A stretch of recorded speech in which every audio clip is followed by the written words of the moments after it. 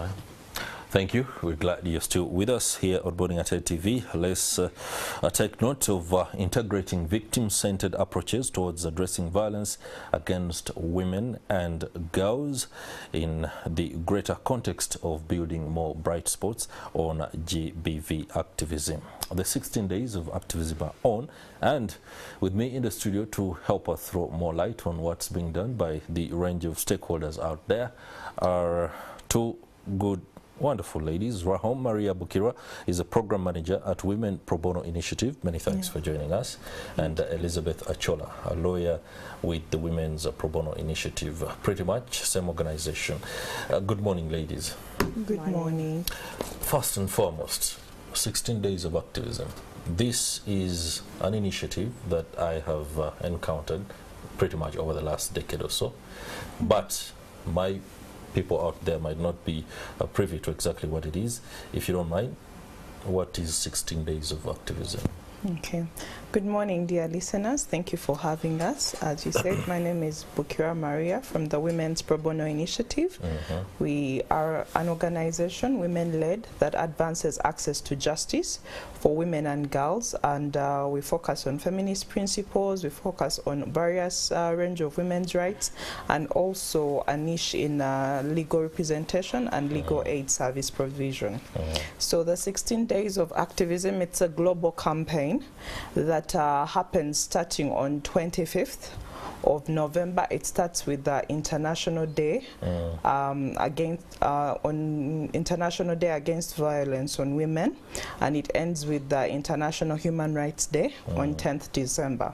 So these 16 days, it's a global campaign that brings together efforts from all across the world, civil society, partners, states, to amplify women's voice around the issues that they face, not only on GBV, but various forms of violence that they face. So on all these 16 days, we have an international theme that's been running, Orange the World. So there is that orange ribbon that symbolizes a call to action to end violence against women.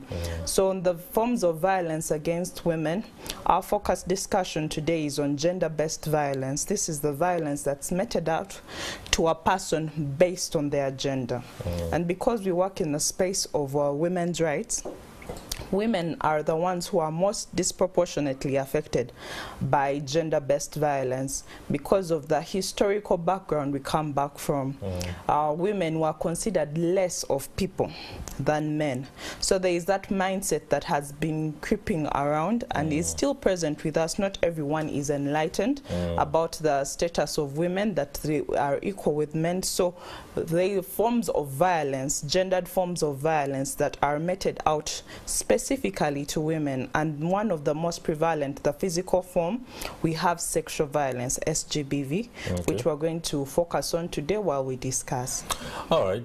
When people talk about gender-based violence, I know you've attempted to say what appears to be very skewed towards women, but it ought to mean that at any one time, men can also be victims. Not so, because they are a gender too. And that could be confusing sometimes, but I understand the focus is on the women folk because they are particularly vulnerable. If you don't mind, Elizabeth Achola, the various forms of violence that are meted out, Bukira speaks about sexual violence, but we know it's a lot more than that. What are the other forms, and how do they manifest on a daily that people can quickly relate to and understand that this is happening? Well, thank you so much. So, like she said, gender-based violence is it's an umbrella term. It covers so many other terms of violence that follow there. So when we talk about generally, we'll face it as violence against women, because when we define violence against women, it's any act of gender-based violence that is physical, emotional, economical, religious, that harms a woman, and it doesn't matter whether it's in private or public life. So this means that gender-based violence or violence against women is not something that is just physical. It's something that is broad and wider. So someone may be going through physical violence, you know, that is domestic violence most of the time. You know. That's right. Yeah, and then again, you know, it can be something psychological. You might have experienced something maybe as a child or something in the community, something that has not happened to you physically, but mentally it has distorted how you think. I'll use the analogy of a glass.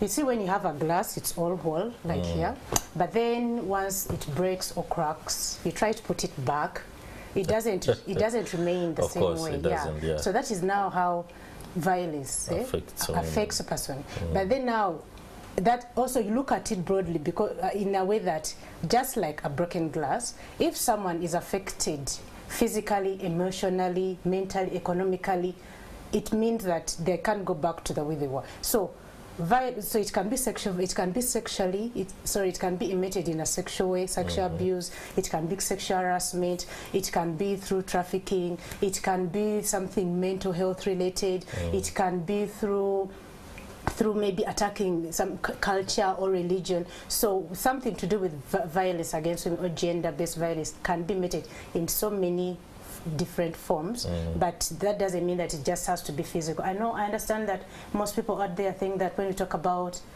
violence, it just has to be physical, but people need it doesn't have to, you know, you don't have to use arms, but mainly, and the thing is, most of the times it's psychological. Most of the things that we do that happen to us, to people, is psychological. You see, in homes, when women, she talked about the things, the root causes of some of these violences are rooted in culture religion, mainly.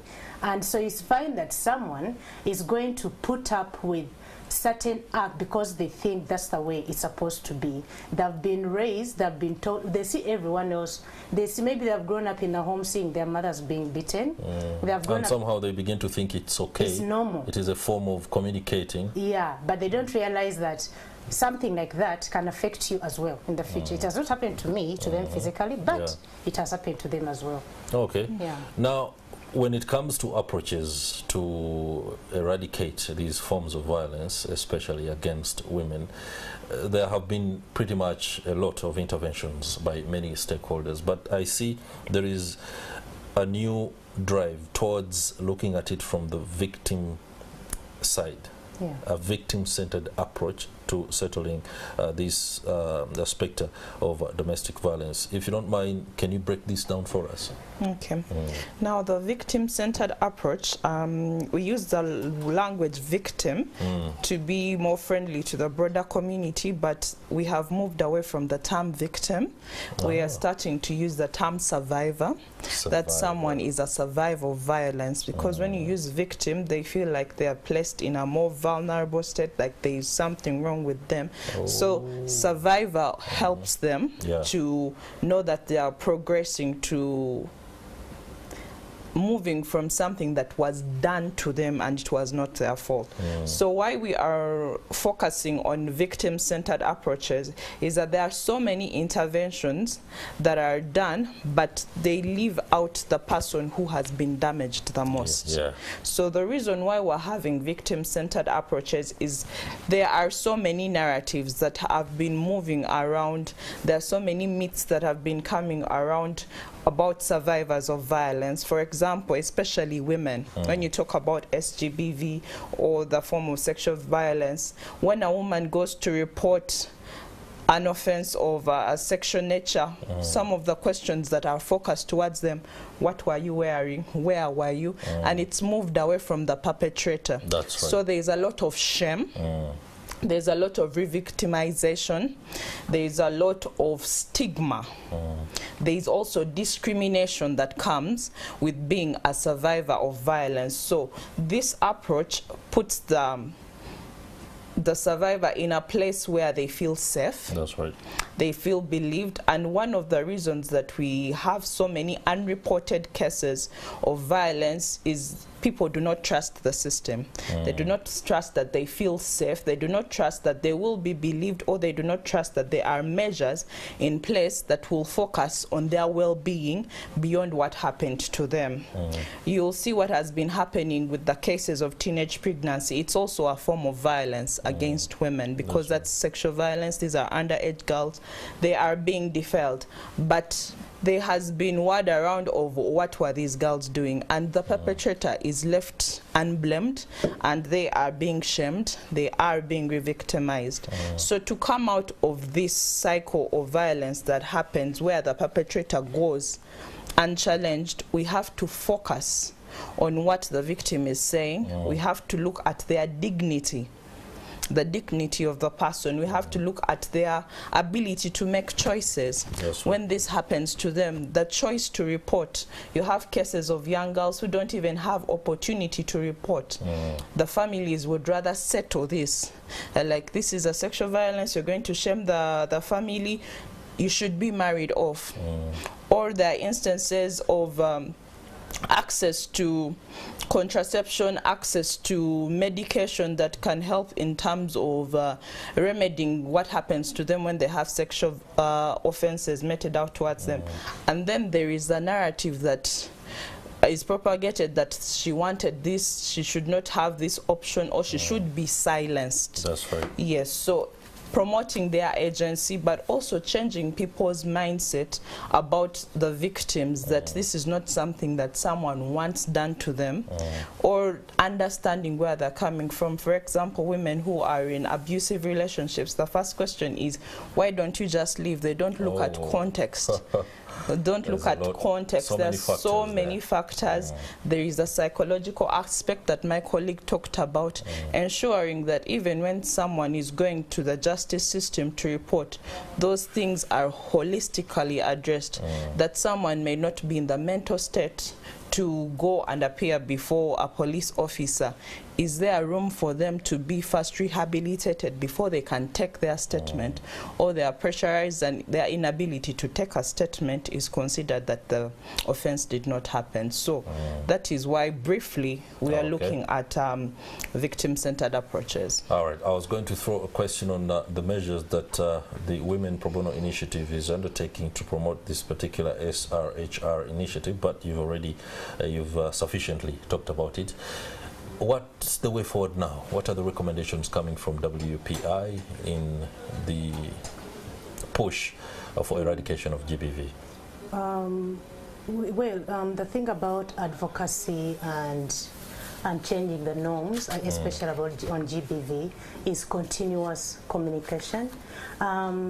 We have to continuously do what we are doing. If we need something to change,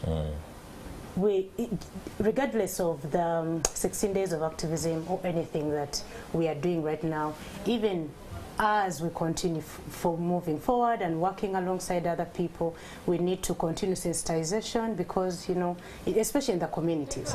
Remember, most of the deep root causes of this violence comes from people, especially in the rural areas, because maybe they have not been exposed enough. They don't know how to actually approach the judicial system or even acknowledge their rights. So it's important for us, WPI, we are continuing with the advocacy, we are continuing with the sensitization and making sure that the message is put out there, making sure that the public mindset is transformed. Of course, this is not going to happen in one day, but step by step. But in addition to that, I'd also like to clarify, just another addition on the victim-centered approach. As WPI, we are a legal organization, so when we are handling cases of GBV, it's important for us and the public that we are working with to guide the clients on the terminologies of victim and survivor that she talked about. Because you see, in the criminal legal justice system, we are going, when you use the victim bit, it's more of a legal status. So it's important for all of us, when we are using this victim approach, that you explain to the person the terminology, so that they don't feel like they're being left out. Okay, as part of your strategic partnerships, we're glad as Morning at 10 TV to be part of the amplification of these particular messages in the fight against gender-based violence. And that will do it for the discussion. Rahom Maria Bukira, Program Manager at Women Pro Bono Initiative, many thanks. And many thanks to you too, Elizabeth Achola, lawyer with the Women's Pro Bono Initiative. Thank you too. Okay, we are nearing the end of the program. Just one ritual.